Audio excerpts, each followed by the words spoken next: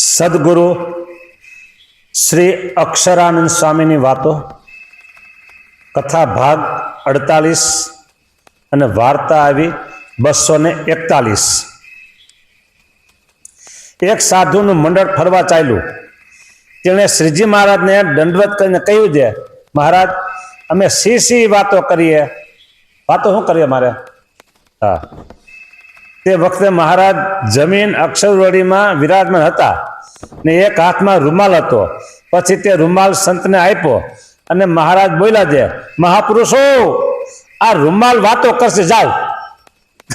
વાતો હેલું થઈ ગયું.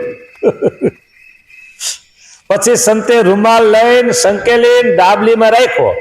પછી જે ગામમાં જાય ત્યાં પ્રથમ કીર્તન ભક્તિ કરે. ત્યાં પછી ગામના લોકો ભેગા થાય ત્યારે ડાબલામાંથી રૂમાલ કાઢીને સૌને દર્શન કરાવે કે જે જુઓ ભાઈ, આ રૂમાલ અમને સ્વામિનારાયણ ભગવાને આપ્યો છે, માટે તેના દર્શન કરો. દર્શન કરતા વેત સૌને સમાધિ થઈ જાય. તો રૂમાલ અત્યારે આપી કોઈક બતાવે સમજાય છે કા?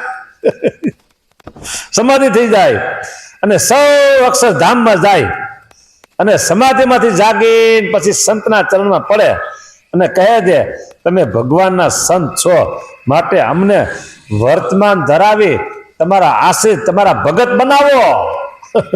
વાર્તા 241 પૂરી.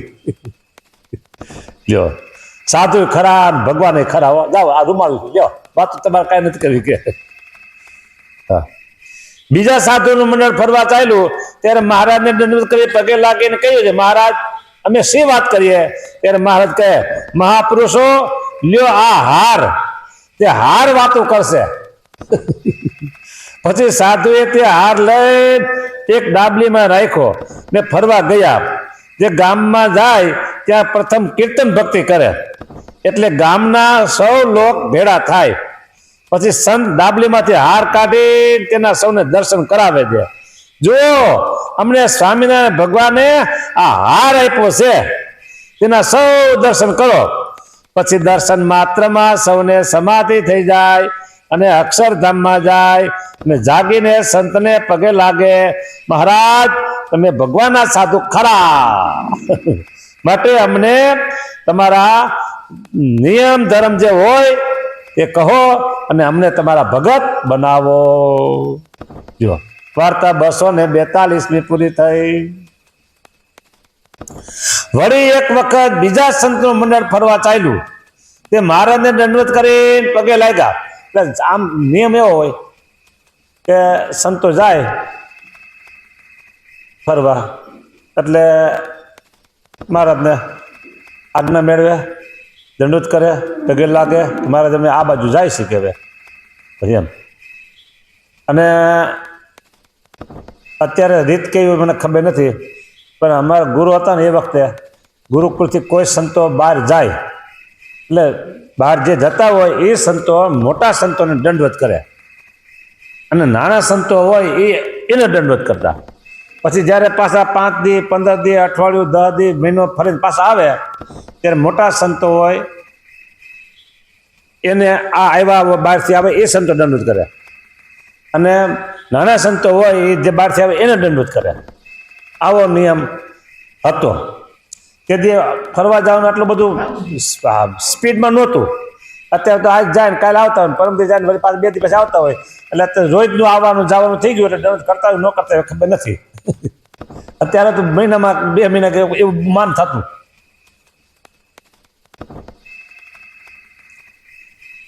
વાત 244 ચાલુ. ગામ ઉમરેઠમાં શ્રીજી મહારાજ પધાર્યા હતા અને નંદુ ઠાકરને ત્યાં રસ રોટલીની રસોઈ હતી ને સાથે 500 પરમહંસ પણ હતા. રસોઈ તૈયાર થઈ ત્યારે મહારાજ થાળજીમાં પછી સંતની પંક્તિ કરી અને મહારાજ સંતને રસ પીરસવા માંડ્યા. ચરોતરમાં રસ, કેરી, આંબા બહુ. પછી મહારાજે કહ્યું છે, નંદુભાઈ આ રસમાં થોડીક ખાંડ હોય તો મજા આવે, મણા ન રહે તો ખામી ન રહે, ખાંડ નાખો રસમાં.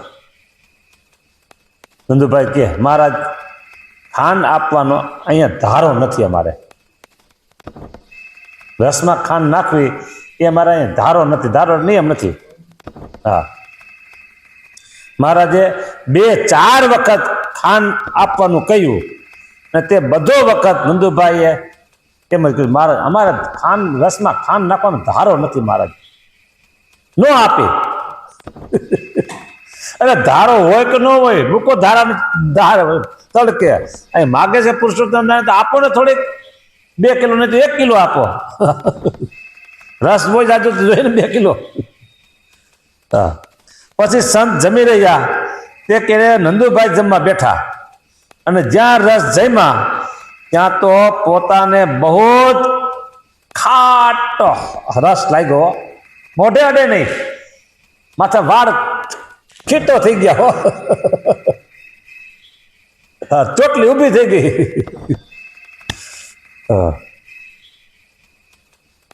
ત્યારે પોતે વિચાર કર્યો, અરે રે રે રે, મહારાજે મને 2-4 વખત કહ્યું ને મેં ના પાડી, માટે આજથી ખાંડ સાકર અને ગોળ જીવન પર્યંત ખાવા નહીં.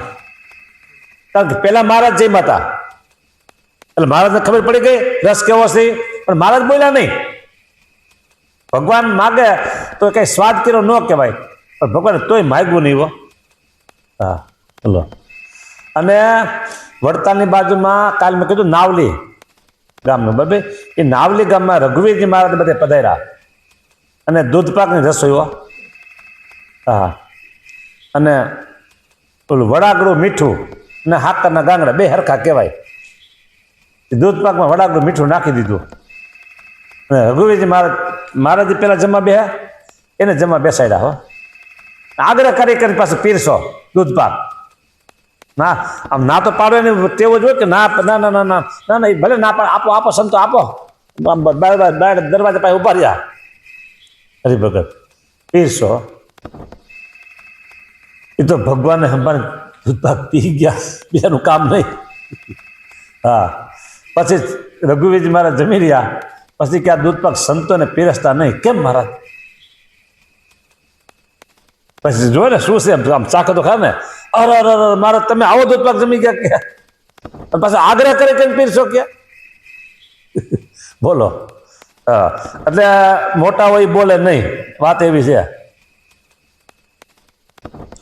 અરે રે રે, મહારાજે મને 2-4 વખત કહ્યું ને મેં ના પાડી, માટે આજથી ખાંડ સાકર અને ગોળ જીવન પર્યંત ખાવી નહીં. પેલા આપ્યા હોતો તો આ નિયમ ન લેવું પડત. એટલું અજ્ઞાન. એમ પછી પસ્તાવો થયો, માટે સમય ગયા પછી પસ્તાવો એ શા કામનું? હા, પહેલાથી જ સમજે તે ડાયો કહેવાય. વાર્તા 244 પૂરી. શ્રીજી મહારાજ દાદા ખાચરને પરણાવવા ભટ્ટવદર પધારતા હતા. તે વખતે ગાધડકાને પાદર મહારાજ નિસરા અને ત્યાંના સૌ હરિજન મહારાજને દર્શને આવ્યા. તે ભેળા નાગજી કરીને બ્રાહ્મણ હતા, તે પણ દર્શને આવ્યા હતા. અને મહારાજ ગામ સોસરા નિસરા ત્યારે મહારાજે કહ્યું છે, નાગજી મહારાજ તમારું ઘર ક્યાં છે? ત્યારે કહે મહારાજ મારું ઘર આગળ છે. પછી વળી આઘા જઈને મહારાજે ફરી વાર પૂછ્યું, નાગજી મહારાજ તમારું ઘર કેટલે સેટે છે? ત્યારે નાગજી મહારાજ કહે મહારાજ મારું ઘર હજી આગળ છે. હા, ફરી મહારાજ આગળ આવેલા, ફરી મહારાજ ત્રીજી વાર પૂછ્યું, નાગજી મહારાજ તમારું ઘર કેટલે દૂર? તો મહારાજ કહે મારું ઘર તો પાછળ રહી ગયું. એટલે પાછળ રહી ગયું તો રસ્તામાં 2 વાર તો પૂછ્યું કેટલે કેટલે, તો કે જે આગળ છે, હજી આગળ છે, હજી આગળ છે. આગળ ગયા તો કેટલે? હવે વાહે રહી ગયું. એમ કઈ છટકાવવું તું. હા, પાછળ રહી ગયું. પછી મહારાજ પરબારા રાજુલે પધાર્યા અને નાગજી મહારાજના મનમાં એમ જે હું મહારાજને મારે ઘેર પધરાવીશ તો મારે 5 રૂપિયાનો ખર્ચ થશે. બોલો, 5 રૂપિયા એટલે 5000, સમજી જો ને આજના.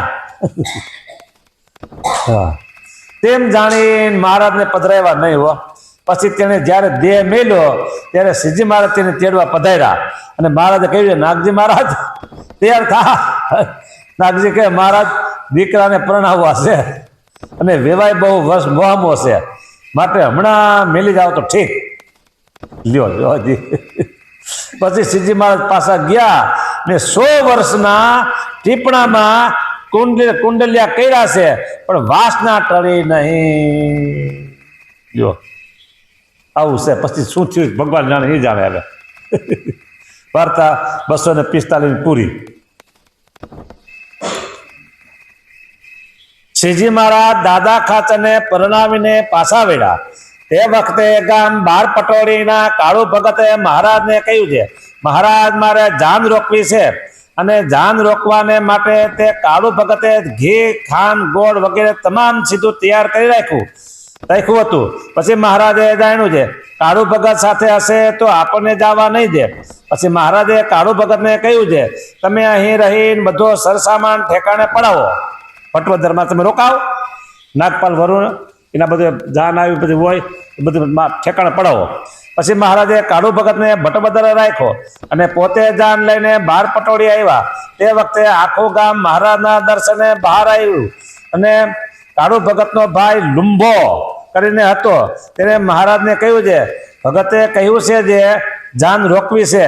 મહારાજ કહે, અમારે રોકાવું નથી, અને ગોળ હોય તો લાવો તો ભરતને ખવડાવીએ. આ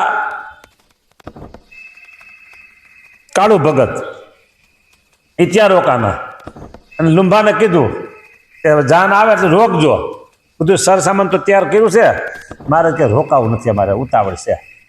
તો બહુ એમ તમારે હોય ને તો એમ કરો, ગોળ લાવો તો બળદને ખવડાવીએ, કારણ કે બળદને હાલવાનું હોય, અને ગોળ ખાય ને તો બળદને થાક ઉતરી જાય. ગોળ બળદ માટે તાકાતવાન કહેવાય.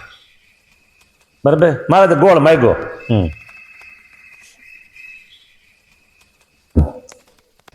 ત્યારે લુંભો કહે છે, મહારાજ આ ગામડિયા ગામમાં ગોળ ક્યાંથી હોય?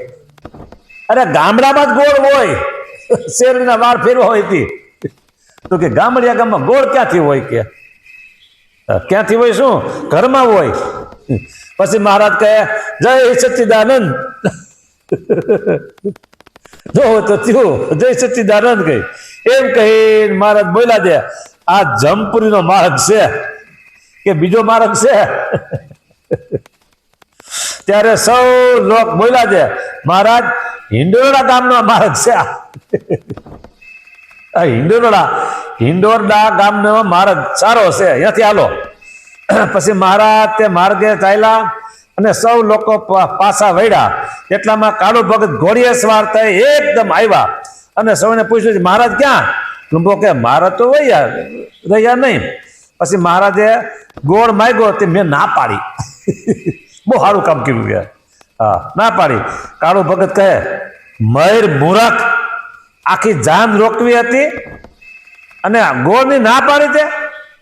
પછી પોતાના નોકરને માથે ગોળના 3 માટલા ચડાવ્યા અને પોતે એકદમ ઘોડી વેતિક મેલી મહારાજના રથ આડા જઈને ઊભા રહ્યા અને કહ્યું છે, મહારાજ જાઓ છો ક્યાં?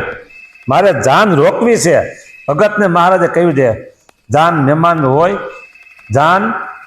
હોય નહીં. ભગત કહે, મહારાજ આ ગોળ આવ્યો. મહારાજ કહે, એ તો વાત ગઈ, હવે વાત ગઈ. પછી કાળુ ભગતે ગોળ, ખાંડ, સાકર જીવન પર્યંત ખાધું નહીં. તેનું કારણ જે મહારાજે માગ્યું હતું ને ન આપ્યું, પછી નિયમ રહી ગયું. એની વાર્તા 246.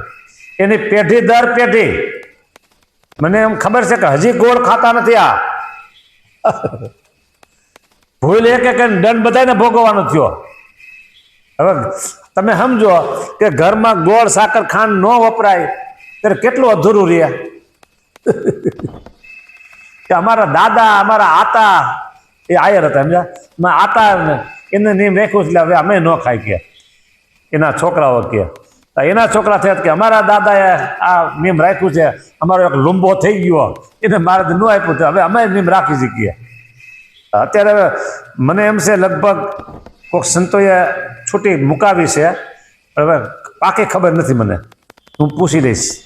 હા, આવી રીતે 246મી વાત પૂરી થઈ. સ્વામિનારાયણ ભગવાનની જય. હજી એક વાંચેલું નાની વાત છે.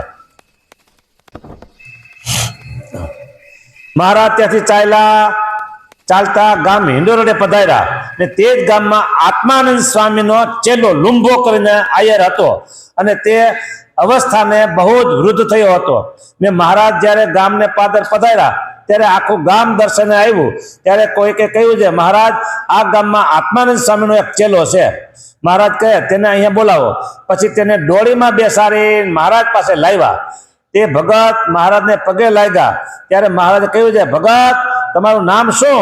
ત્યારે ભગત કહે મારું નામ લુંબો. મહારાજ કહે તમે કોના ચેલા? ત્યારે ભગત કહે હું આત્માનંદ સ્વામીનો ચેલો. ઓહો બહુ જૂના તો કે. હા. મહારાજ કહે આત્માનંદ સ્વામી કેવા હતા?